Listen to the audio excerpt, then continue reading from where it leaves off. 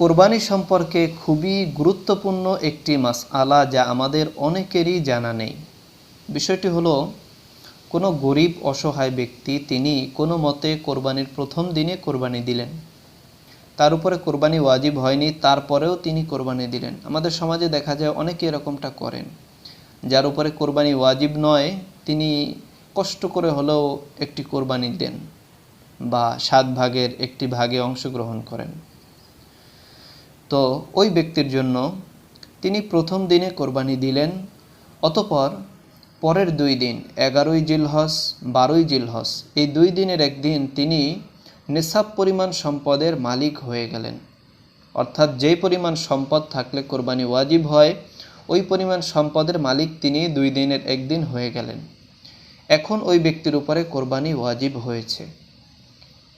তো এই ব্যক্তির ব্যাপারে মাসআলা হলো, তিনি পুনরায় কোরবানি করবেন ওয়াজিব কোরবানি। বিষয়টি সুস্পষ্টভাবে ব্যাখ্যা সহকারে আছে তরিকুল ইসলাম 427 নম্বর পৃষ্ঠায়।